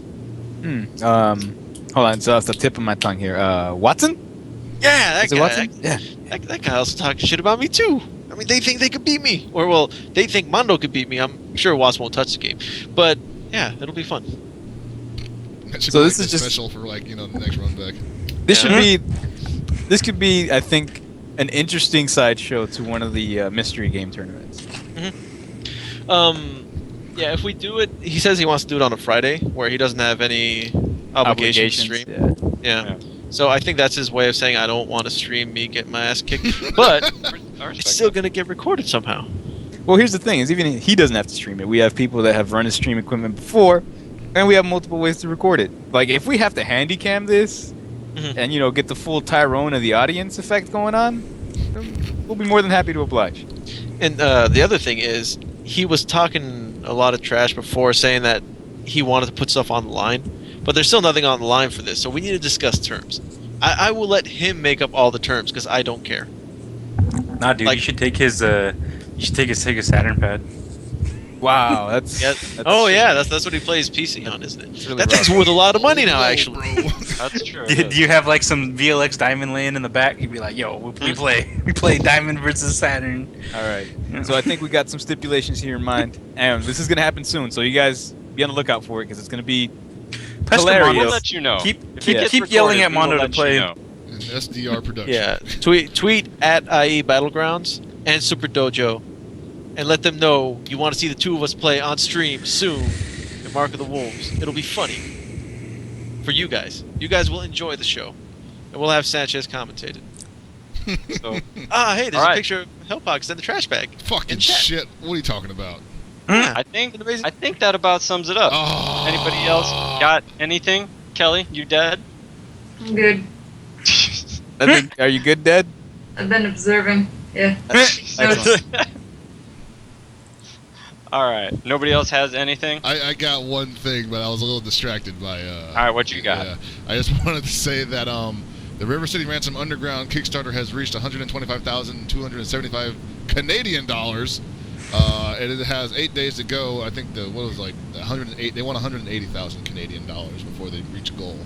So get out there. I donated $40 today, so I'm getting the lead pipe. I think the lead pipe. that's Yeah.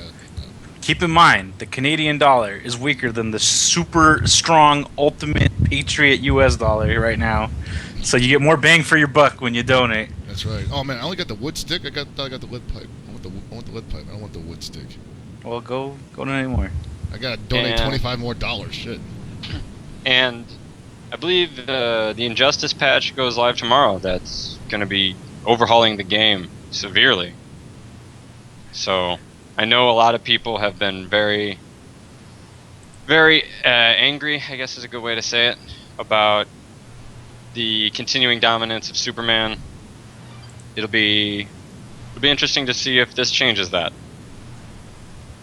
I hope people give it a shot, because there's nothing wrong with playing more games. No, it's not. So, alright guys, it's been interesting, moderately depressing, but I'd say overall positive show. Yeah, that's Under our night. lives. Happy depression. Underground. So, for everybody here at Super Desperation Radio, this is Super FX saying good night and good luck.